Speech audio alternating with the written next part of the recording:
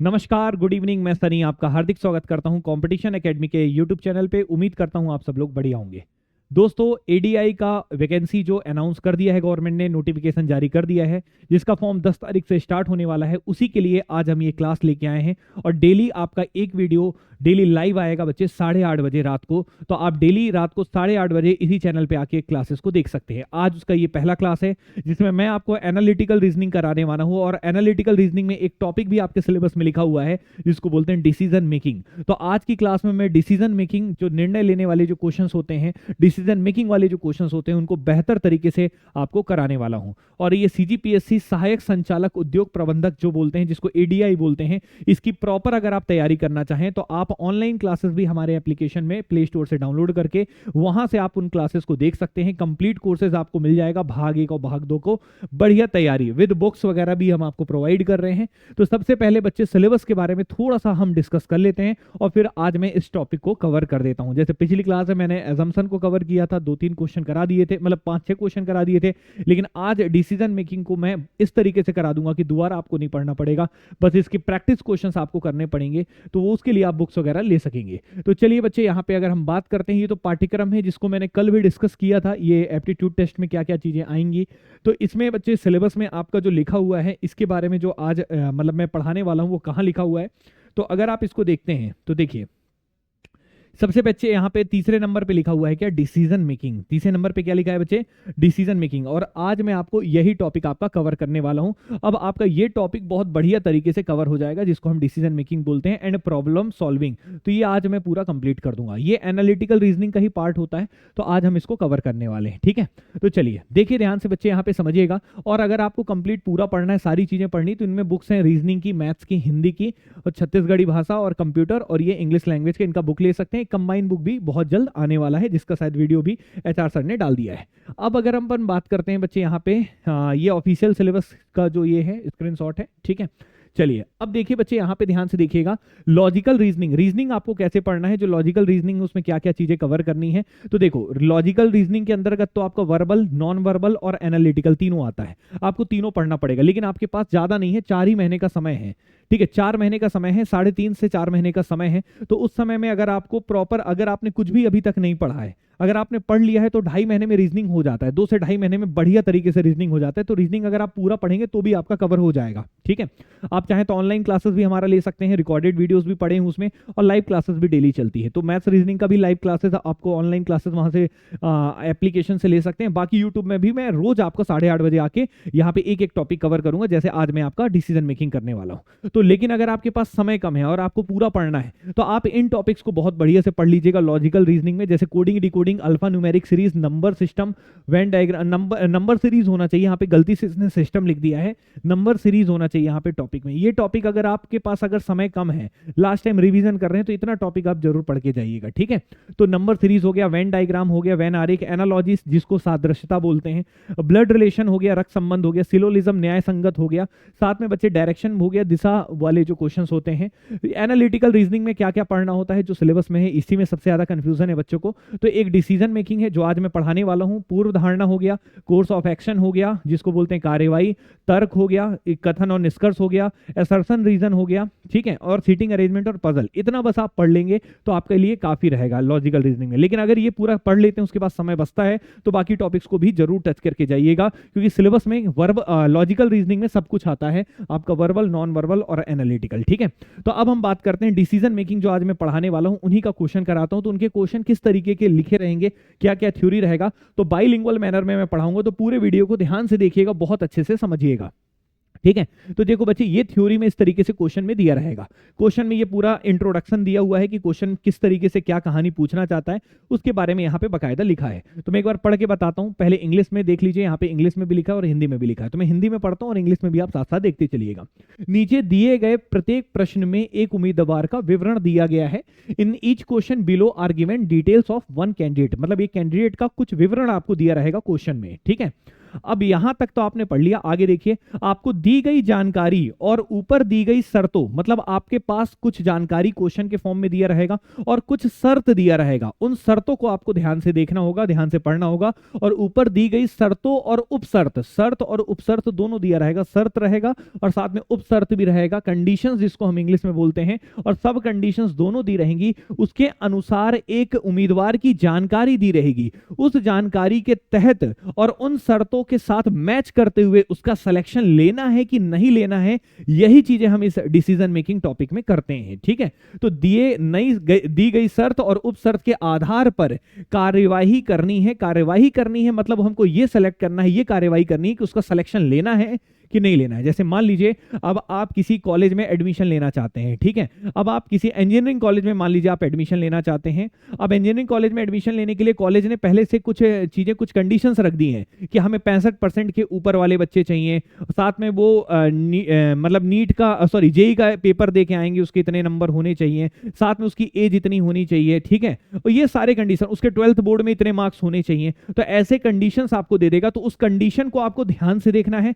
और उस व्यक्ति की जानकारी को देखना है और दोनों के साथ मैच करना है और यह देखना है कि उसका सिलेक्शन आपको करना है कि नहीं करना है। यही बच्चे डिसीजन, यही आपको कार्रवाई करने वाले क्वेश्चंस होते हैं। ठीक है, और अपने जवाब के रूप में कार्रवाई को, उस संख्या को चिन्हित करना है। आपको प्रत्येक प्रश्न में दी गई जानकारी के अलावा कुछ भी नहीं मानना है, मतलब जितनी जानकारी क्वेश्चन में दी हुई है उतना ही मान के चलना है, अपने से कुछ दिमाग एक्स्ट्रा नहीं लगाना है। ये सभी मामले आपको 1-1-2000 तक दिए गए हैं। ये बहुत इंपॉर्टेंट लाइन है कि क्वेश्चन में ये लिखा है कि जितना भी मामला है वो आपका 1-1 मतलब 1 जनवरी 2010 तक का मान्य रखना है, मतलब 1 जनवरी 2010 से तक आपको यहां पे काउंट करना है। जैसे आज की डेट तो अलग है, अब जब आप पेपर दोगे तो उसकी डेट अलग होगी, तो ऐसे डेट तो परिवर्तित होते रहेगा, तो कोई भी डेट के हिसाब से नहीं, आपको कब तक देखना है, 1 जनवरी 2010 तक का सारा विवरण, सारा डेटा आपको देखना है। ठीक है, तो चलिए अब यहां पे ये तो इंट्रोडक्शन बता दिया पूरा। अब क्वेश्चन कैसे दिया रहेगा, तो यहां पे जैसे ये क्वेश्चन आपके सामने है, ध्यान से देखिएगा। अब ये क्वेश्चन आपके सामने है, इसमें क्या है देखिएगा, दिशा निर्देश दिया हुआ है और दिशा निर्देश में क्या दिया है ये मैं आपके सामने एक्सप्लेन करता हूं, ध्यान से देखेंगे, थोड़ा देखिए ध्यान से पहले। ठीक है, इस क्वेश्चन को थोड़ा सा जूम कर दे रहा हूं ताकि आपको बढ़िया तरीके से दिखे बच्चे, आपको दिक्कत ना आए। ठीक है, अब देखो यहां पे डायरेक्शन में क्या क्या चीजें कहा है, पहले हम ये देखते हैं। तो यहां पे डायरेक्शन पढ़िए, दिशा निर्देश पढ़िए। Following are the condition for selecting management trainee in an organisation, मतलब मैनेजमेंट ट्रेनी को आपको सेलेक्ट करना है किसी ऑर्गेनाइजेशन में, और उसको सेलेक्ट करने के लिए कुछ यहां पे कंडीशंस दी गई हैं। हिंदी में पढ़ें तो एक संगठन में प्रबंधन प्रशिक्षु को चयन के लिए निम्नलिखित शर्तें हैं, कुछ शर्त दिया है जो आप मैनेजमेंट ट्रेनी का सिलेक्शन करना चाहते हैं, उसको सेलेक्ट करने के लिए कुछ यहां पे कंडीशंस दी हैं। उन कंडीशंस को आपको थोड़ा ध्यान से देखना है यहां पे और उनके अनुसार यहां पे आपको जवाब देना है। ठीक है, तो ये सारी चीजें हैं, तो आइए देखते हैं इनके क्या क्या शर्त हैं। इन सभी चीजों को हम यहां पे ध्यान देते हुए चीजें करेंगे। ठीक है, तो देखिए सबसे पहला शर्त क्या लिखा है ये पढ़ते हैं। तो सबसे पहला शर्त पढ़िए क्या लिखा है यहाँ पे। तो सबसे पहला, be a graduate with at least 60% marks, मतलब हिंदी में अगर पढ़ेंगे तो कम से कम 60% अंकों के साथ स्नातक होना चाहिए। कम से कम कितना परसेंट बच्चे, 60% मार्क्स के साथ उसका क्या होना चाहिए, स्नातक। स्नातक मतलब होता है ग्रेजुएशन। तो सबसे पहला शर्त नंबर 1 क्या है, मैं यहाँ पे लिखते चलता हूं। सबसे पहला शर्त क्या है यहाँ पे मैं लिखते चलता हूं बच्चे, ताकि आप लोग को अच्छे से क्लियर हो जाए। तो पहले नंबर का शर्त यहाँ पे क्या है कि उस मतलब जिसका भी सिलेक्शन करना है उसका कम से कम ग्रेजुएशन में कितना परसेंट मार्क्स होना चाहिए, 60%। तो ग्रेजुएशन में यहां लिख देता हूं, ग्रेजुएशन में मिनिमम 60% मार्क्स होना चाहिए, मतलब 60% या 60% से ऊपर मार्क्स होना चाहिए, तभी आप उसका सिलेक्शन करेंगे। मतलब ग्रेजुएशन में ग्रेटर देन और इक्वल टू कितना परसेंट मार्क्स होना चाहिए, 60% मार्क्स होना चाहिए, पहले नंबर का शर्त है। कम से कम 60%, 60 से ऊपर वाले चलेंगे लेकिन 60 से कम वाले नहीं। पहले शर्त समझा देता हूं फिर क्वेश्चन करवाऊंगा। ठीक है, तो कम से कम 60% अंकों के साथ स्नातक ग्रेजुएशन होना चाहिए, शर्त नंबर 1 है। इस तरीके से जो भी शर्त होगा आप अपने कॉपी में किनारे कहीं पे लिख लेंगे और फिर क्वेश्चन सॉल्व करेंगे। ठीक है, तो शर्त नंबर 1 क्लियर हो गया। अब शर्त नंबर दूसरा देखते हैं क्या है बच्चे। तो दूसरा शर्त यहां पे लिखा है कि be not less than 21 years and not more than 28 years on 1/1/2010, मतलब 1 जनवरी 2010 तक 28 साल से अधिक नहीं होना चाहिए और 21 साल से छोटा नहीं होना चाहिए। चाहिए, मतलब एज के बारे में जिक्र किया है और एज के बारे में बोला है जो व्यक्ति है उसका जो एज होना चाहिए बच्चे वो कितने साल से अधिक होना चाहिए, 21 साल से अधिक होना चाहिए। और कितने साल से कम होना चाहिए बच्चे, बी नॉट लेस देन, मतलब 21 साल से ऊपर होना चाहिए, उससे कम नहीं होना चाहिए। And not more than 28 years, और 28 साल से ऊपर नहीं होना चाहिए। जो व्यक्ति का जो एज होना चाहिए वो 21 साल से ऊपर और 28 साल से कम, इनके बीच में व्यक्ति का चयन, इन्हीं व्यक्तियों का चयन होगा, बाकियों का नहीं होगा। और ये डेट कब तक देखना है, 1/1/2010 तक देखना है, मतलब वो डेट लिमिट है 1/1/2010 है। जैसे आप फॉर्म भरते हो ना तो आता नहीं है कि आपका जो फॉर्म का लिमिट है, जैसे आप ये वाला भी फॉर्म फिल करेंगे तो आपका एज लिमिट के बारे में जिक्र होगा, तो ये दे दिया रहेगा कि 1 जनवरी 2025 तक का आपका इतना एज होना चाहिए। तो ऐसी कुछ कहानी है यहाँ पे, ठीक है। तो कम से कम 21 वर्ष और अधिक से अधिक 28 वर्ष, मतलब 21 और 28 के बीच वाले का ही चयन करेंगे। कंडीशन नंबर दूसरा भी आपने पढ़ लिया। अब तीसरा कंडीशन बच्चे हम यहाँ पे देखते हैं क्या बोला है। तो तीसरा कंडीशन पढ़ेंगे तो क्या लिखा है यहाँ पे, बी रेडी टू पे 50,000 एट सिक्योरिटी डिपोजिट, मतलब 50,000 रुपए जमानत के रूप में भुगतान करने के लिए तैयार रहे। मतलब 50,000 रुपया, मतलब जब उसका चयन हो तो उसको उसके पास 50,000 रुपए होने चाहिए, मतलब डिपोजिट करने के लिए। कई बार होता है कि प्राइवेट कंपनीज में आप जॉब करने जाएंगे तो आपसे कुछ पैसा जमा करवाया जाता है, ठीक है। बोलते हैं कि भैया आपको लिए हम इतना ट्रेनिंग में खर्च करेंगे तो आप कुछ पैसा हमारे यहाँ जमा कराइए। वो डिपॉजिट इसलिए कराते हैं कि कई बार क्या होता है कि आदमी आता है और 15 दिन 20 दिन करता है, ट्रेनिंग करता है, पूरा सब कुछ सीखता है और फिर नौकरी छोड़ के चला जाता है। इसलिए सिक्योरिटी डिपॉजिट बहुत सारी प्राइवेट कंपनी जमा कराती हैं और गवर्नमेंट वाले भी कराते हैं। वैसे पैसा तो नहीं जमा कराते, लेकिन बोलते हैं कि आप अगर हमारे यहाँ ज्वाइन कर रहे हैं, अगर आप जल्दी छोड़ेंगे तो आपको इतने महीने की सैलरी देना पड़ेगा। क्लियर है कि नहीं है? तो ऐसा यहाँ पे कहानी है, बी रेडी टू पे 50,000 एट सिक्योरिटी डिपॉजिट, मतलब सिक्योरिटी डिपॉजिट के रूप में उसे कितना रुपए उसको जमा करना पड़ेगा, उस व्यक्ति को नौकरी के लिए 50,000 रुपए जमा करना पड़ेगा, ठीक है। ये हो गया तीसरा शर्त था। अब आते हैं चौथे शर्त में। तीसरा शर्त भी क्लियर हो गया। चौथा शर्त आपके सामने क्या लिखा है, चौथा शर्त है बच्चे यहाँ पे, have secured at least 40% marks in selection examination, मतलब एक चयन परीक्षा भी लिया जाएगा और उस चयन परीक्षा में कम से कम उस व्यक्ति को कितना परसेंट स्कोर करना होगा, 40% प्राप्त करना होगा कम से कम। तो यहां पे जो बच्चे उसका सिलेक्शन वाला जो एग्जाम होगा, सिलेक्शन वाला जो पेपर होगा, कंपटीशन का जो पेपर होगा उसका, जैसे जो भी आप कंपटीशन का आप भी एग्जाम दे रहे हैं तो सिलेक्शन एग्जाम में उसका कम से कम कितना परसेंट मार्क्स आना चाहिए, मिनिमम 40% आना चाहिए। 40% से कम मार्क्स आएगा तो उसका चयन नहीं करना है। क्लियर है? तो उस कंपटीशन के एग्जाम में मिनिमम कट ऑफ उसका 40% होना चाहिए, 40% उसको स्कोर करना चाहिए। ये दिया है बच्चे, कौन सा नंबर का शर्त है, चौथा। अब पांचवा पढ़ते हैं, ये भी आपने पढ़ डाला। पांचवा शर्त क्या दिया है देखिएगा, have secured at least 50% marks in personal interview, मतलब पीआई में, पर्सनल इंटरव्यू जो बोलते हैं, पीआई इसको बोलते हैं, जिसको इंटरव्यू भी बोलते हैं। इंटरव्यू में बच्चे व्यक्तिगत साक्षात्कार में कम से कम 50% अंक प्राप्त होना चाहिए। मतलब इंटरव्यू में उसके, इंटरव्यू मतलब पीआई में इंटरव्यू में उसके कम से कम कितने मार्क्स होने चाहिए बच्चे, मिनिमम 50% होने चाहिए। 50% से अगर मान लो कोई कम लेता है तो उसका हम चयन अभी तक तो नहीं करेंगे, ठीक है। तो इतने सारे शर्त हैं, ये 5 आपके ठोस शर्त दिए हैं। तो शर्त तो अब हमने पढ़ लिए, अब हमको उपशर्त भी देखना पड़ेगा। उपशर्त मतलब सब कंडीशंस भी दी होंगी। तो यहां तक हमने पांचों के पांचों कंडीशन पढ़ लिए। अब यहां से पढ़िएगा, ये दिया है उपशर्त, दिया है सब कंडीशंस, दिया है सब कंडीशंस में क्या क्या लिखा है, in the case of the candidate who has satisfied all the above condition except, मतलब ऐसे उम्मीदवार के मामले जिनके उपरोक्त सभी शर्त पूरा किया गया है, पूरा है, सिवाय, मतलब ऐसे कोई कैंडिडेट मान लो मिलता है जिसकी सारी कंडीशन फुलफिल हो कुछ ही कंडीशन को छोड़कर, जैसे सिवाय क्या क्या बोला है। पहला कंडीशन क्या लिखा है देखिएगा, एट वन मतलब पहला वाला कंडीशन मान लो यहां पे उसका सेटिस्फाई नहीं होता, मतलब वो सारे कंडीशन को सेटिस्फाई कर रहा है लेकिन पहला वाला कंडीशन मान लो उसका सेटिस्फाई नहीं हो रहा है।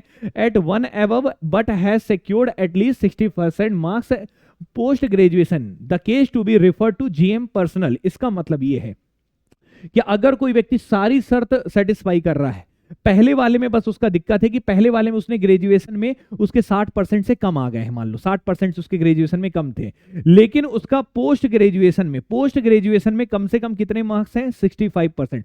मान लो उसके 60% ग्रेजुएशन में कम है, लेकिन जब वो पोस्ट ग्रेजुएशन करता है और उसके मार्क्स कम से कम कितने हैं बच्चे, 65% हैं। कितने परसेंट है बच्चे, 65% कम से कम है। अगर कम से कम 65% मार्क्स उसके पीजी में हैं तो इस मामले को हम किसके पास भेजेंगे, जीएम कार्मिक मतलब यहाँ पे जीएम पर्सनल के पास जाएगा। तो ऐसे मैटर को हम जीएम पर्सनल के पास भेज देंगे।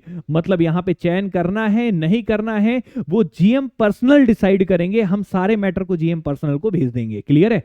मतलब मान लो इस डिसीजन मेकिंग के इन क्वेश्चन में कोई व्यक्ति के बारे में मान लो सारे डेटा दे दिया और वो सारा कंडीशन फुलफिल कर रहा है, बस बेचारा 60% से उसके कम मार्क्स आ गए थे ग्रेजुएशन में, पोस्ट ग्रेजुएशन में 65 के ऊपर थे, तब ऐसे मैटर को हम निर्णय नहीं लेंगे। हम ऐसे मैटर को किसके पास मैटर को भेज देंगे? जीएम पर्सनल मतलब जनरल मैनेजर पर्सनल को हम यहां पे भेज देंगे। पहले बताएं बच्चे यहां तक ओके है? तो ये तो हो गया बच्चे ये वाला पॉइंट। अब हम एक और पॉइंट है यहां पे, ये वाला पढ़ लिए हैं, अब दूसरा पॉइंट पढ़ते हैं बी पार्ट। ठीक है? मतलब यहां पे एट ए थर्ड मतलब अगर मान लो सारे कंडीशन कोई व्यक्ति फुलफिल करता है तीसरे वाले को छोड़कर। तीसरा वाला क्या था कि सिक्योरिटी डिपॉजिट मान लो किसी के पास 50,000 नहीं है, तो यहां पे बोला है at third above but is ready to sign a bond for 1 year the case to be refer to be ED personnel. मतलब कोई व्यक्ति ऐसा है जो सारे कंडीशन पांचों के पांचों कंडीशन को फुलफिल कर रहा है, सब कुछ के लिए तैयार है, लेकिन उसके पास 50,000 रुपए नहीं है, तो वो क्या कर सकता है? वो क्या करता है लेकिन 1 वर्ष के लिए, लेकिन वो बोलता है कि सर मेरे पास 50,000 रुपए तो नहीं है, लेकिन मैं 1 साल के लिए बॉन्ड साइन करने के लिए तैयार हूं, बॉन्ड साइन करके मैं दे सकता हूं कि एक बॉन्ड में साइन करने के लिए मैं तैयार हूं। तब ऐसी स्थिति में आप उसको कहां भेजेंगे?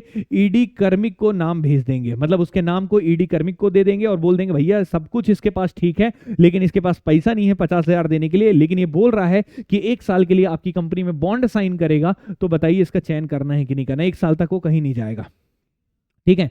तो यहां पे हम लिख लेते हैं सिक्योरिटी डिपॉजिट वाले के लिए। तो सिक्योरिटी डिपॉजिट के लिए मैं यहां पे थोड़ा सा नोट करा देता हूं आपको। सिक्योरिटी डिपॉजिट के लिए क्या है कि अगर कोई व्यक्ति सिक्योरिटी डिपॉजिट उसके पास नहीं है, लेकिन वो 1 ईयर का बॉन्ड साइन करने के लिए तैयार है, 1 ईयर का बॉन्ड साइन करने के लिए तैयार है, तो ऐसे मैटर को हम कहां पे भेजेंगे बच्चे? ईडी कार्मिक को। तो ईडी कार्मिक मतलब क्या हो गया? ED personal. ईडी पर्सनल को हम मैटर भेज देंगे। ईडी कोई डायरेक्टरेट होगा, कोई डिपार्टमेंट होगा, उसको हम यहां पे भेज देंगे ईडी पर्सनल को। ठीक है?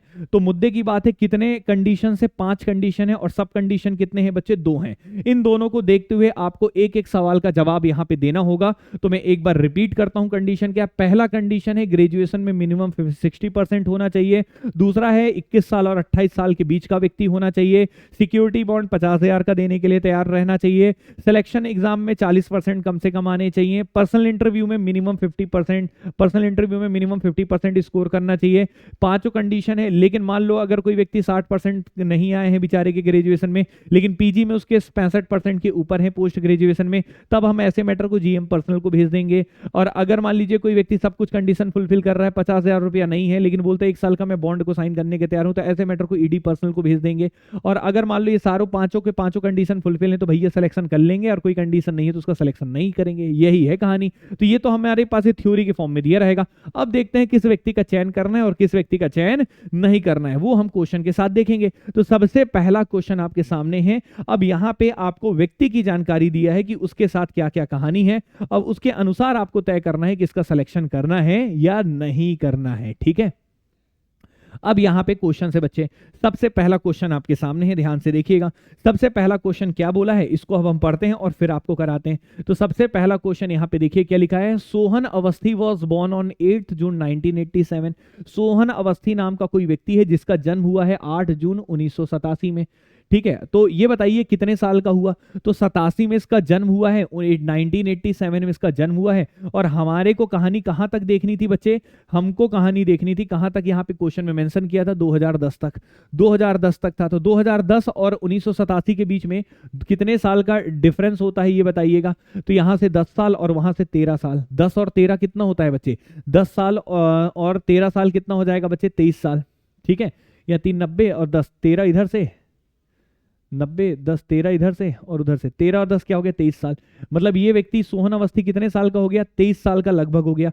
और कितने से कितने साल वालों का हमको सिलेक्शन करना था? 21 से 28 वाला। मतलब एज लिमिट तो भाई की ठीक है, एज लिमिट ठीक है। मतलब ये सेकंड वाला कंडीशन को सेटिस्फाई कर रहा है। क्लियर है कि नहीं? तो सेकंड वाला कंडीशन सेटिस्फाई कर रहा है, तो मैं यहां पे लिख देता हूं सेकंड वाला कंडीशन भाई ने सेटिस्फाई कर दिया। एज लिमिट में कोई प्रॉब्लम भाई को नहीं है। क्लियर है कि नहीं? ठीक है, अब आते हैं बच्चे आगे यहाँ पे पढ़ते हैं, तो यहाँ पे हिंदी में ही पढ़ते हैं। सोहन अवस्थी का जन्म 8 जून 1987 को हुआ था, तो मतलब एज लिमिट के हिसाब से सेकंड वाला सेटिस्फाई है क्योंकि 23 साल का व्यक्ति है ये। अब उन्होंने चयन परीक्षा और व्यक्तिगत साक्षात्कार दोनों में 55% अंक प्राप्त किए हैं, मतलब पीआई में भी 55% है और साथ में उसके क्या बोलते हैं कंपटीशन के एग्जाम में भी 55% है। और आपको कंपटीशन में मिनिमम कितना चाहिए था, कंपटीशन में भैया आपको चाहिए था कितना 40%, तो इसमें भी पास हो गया, और पीआई में 55 है मतलब 50 चाहिए था, इसमें भी पास हो गया। तो चौथा और पांचवा पॉइंट भी ये क्लियर कर लिया, तो ये भाई साहब क्या हो गया कि ये चौथा पॉइंट भी इनका पास हो गए और पांचवें पॉइंट में भी इनका क्लियर है, कोई प्रॉब्लम नहीं है। ठीक है बच्चे यहां तक। और क्या बोला, वह 50,000 रुपए की जमा राशि का भुगतान कर सकता, वो ये भी बोलता भाई साहब मैं 50,000 रुपया भी दे दूंगा, कोई दिक्कत नहीं है। तो 50,000 रुपए सिक्योरिटी डिपॉजिट के लिए भी तैयार है। तो तीसरा पॉइंट भी भाई का ओके है, मतलब यहाँ पे दूसरा, तीसरा और चौथा और पांचवा ये सारे पॉइंट ओके हैं, बस आपको पहला वाला चेक करना है और पहला वाला चेक करना है बस। ठीक है, अब आगे पढ़ते हैं, यहां तक हो गया। उन्होंने स्नातकोत्तर मतलब क्या हो गया बच्चे, यहाँ पे बोला है कि he has secured 68% in PG and 59% in graduation, मतलब उसका स्नातक में 59% है और पीजी में कितना है 68% है। तो ग्रेजुएशन में 59% है और हमें ग्रेजुएशन में कितना चाहिए था, ग्रेजुएशन में कम से कम 60 चाहिए था, लेकिन इसके 59 है, तो पहला वाला कंडीशन तो ये हो गया फेल, पहला वाला कंडीशन फेल है। लेकिन पहले वाले का सब कंडीशन शायद सही हो सकता है, क्योंकि यहाँ पे पीजी में कितना चाहिए था बच्चे 65%, और इसका पीजी में कितना है बच्चे, पीजी में कितना है 68%, तो पीजी में 68% है, तो पहला वाला यहां पे क्या हुआ फेल, लेकिन इसका पीजी में कितना परसेंट है बच्चे 68% है, 68% होने के कारण 65 से ऊपर है, मतलब इसके मैटर को हम किसके पास भेजेंगे, जीएम पर्सनल के पास भेजेंगे। किसके पास भेजेंगे, जीएम पर्सनल के पास। समझ में आया, तो यहां पे जीएम पर्सनल के पास भेजेंगे तो कौन सा ऑप्शन टिक करेंगे, आइए देखिए। पहला ऑप्शन दिया है यदि दिया गया डाटा निर्णय लेने के लिए पर्याप्त नहीं है, तो पहला तो गलत हो गया। दूसरा, यदि उम्मीदवार का चयन किया जाना है, उम्मीदवार का चयन किया जाना है क्या, नहीं चयन अभी नहीं होगा, हम पीजी मतलब यहां पे किसको भेज देंगे बच्चे, इसके मैटर को हम जीएम पर्सनल को भेजेंगे। ठीक है, तीसरा देखिएगा, if the candidate is not selected, अब ऐसा भी नहीं है कि सेलेक्ट नहीं होगा, ये ऑप्शन भी गया कि यदि मामला जीएम कर्मी को भेजा जाना है, मतलब यहाँ पे क्या है, रिफर टू जीएम पर्सनल, बिल्कुल जीएम पर्सनल को दिया जाना है, तो कौन सा ऑप्शन हो जाएगा, डी ऑप्शन। और इस तरीके से बच्चे डिसीजन मेकिंग के क्वेश्चन आपको करने हैं, मतलब कंडीशन और सब कंडीशन को बहुत अच्छे से देखना, और इस तरीके से आपको क्वेश्चन इस अप्रोच के साथ क्वेश्चन बनाना है, तो आपको कभी भी तकलीफ नहीं होगा मेरे भाई, कभी भी दिक्कत नहीं होगा। एक आध क्वेश्चन और कराता हूं जिसके साथ आपका कॉन्फिडेंस आ जाएगा और अब बेहतर तरीके से एग्जाम में परफॉर्म कर सकेंगे और आपको दिक्कत कभी नहीं होगा। ठीक है बच्चे, यहां तक क्लियर है। अब एक क्वेश्चन और आपके सामने है, आइए इस पे चलते हैं। यहां पे क्या बोला है क्वेश्चन, ठीक है, अब यहां पे क्वेश्चन क्या है, सेकंड नंबर का क्वेश्चन बच्चे मैं आपको सॉल्व कराना चाहूंगा। एक बार क्वेश्चन नंबर सेकंड को आप लोग देखिए और इसको पढ़िए, फिर मैं आपको कराता हूं। तो देखिए सेकंड नंबर के क्वेश्चन में क्या कहा है, सेकंड क्वेश्चन में वही कंडीशन सब कंडीशन वही दिया है, बस यहाँ पे व्यक्ति का सिलेक्शन लेना है नहीं लेना है ये आपको देखना है। सेकंड क्वेश्चन क्या है आइए देखते हैं। सेकंड क्वेश्चन बोला है बच्चे कि अनुज सोरेन का जन्म, अनुज सोरेन नाम का व्यक्ति है, इसका जन्म 84 में हुआ है, 84 में हुआ है, मतलब 6 साल इधर से 90 और 10 16 2010 तक थे, 26 साल का व्यक्ति है और 28 साल तक ले सकते थे, मतलब एज लिमिट में भाई साहब एकदम पास हैं। तो एज लिमिट मतलब सेकंड वाला पॉइंट था, सेकंड वाले के लिए भाई साहब ओके हैं। सेकंड वाला एज था ना, एक बार देख लेते हैं कौन सा क्या था, बार बार देखना नहीं पड़ेगा फिर। एज वाला सेकंड है, पहला वाला ग्रेजुएशन, थर्ड वाला सिक्योरिटी, फोर्थ वाला सिलेक्शन एग्जाम, फिफ्थ वाला पीआई। ठीक है, तो एज में तो भाई साहब पास हो गए हैं, क्लियर है। 28 साल कितने कितने साल तक के बीच के लेना था इनको, एज वाले का क्या था 21 से 28 और भाई साहब का कितना था यहाँ पे, भाई साहब का कितना था, इन वाले का क्या नाम था इनका, अनुज सोरेन का कितना था 16 साल 26 साल के थे। ठीक है, कोई दिक्कत नहीं, पहला दूसरा वाला क्लियर है। अब आते हैं आगे देखिएगा, उन्होंने स्नातक में ग्रेजुएशन में 58% लाए हैं और ग्रेजुएशन में हमें कितना चाहिए था भैया 60%, ठीक है 65% चाहिए था ग्रेजुएशन में, और इसमें पोस्ट ग्रेजुएशन में 63 आया है, ग्रेजुएशन में 58 और पीजी में 63।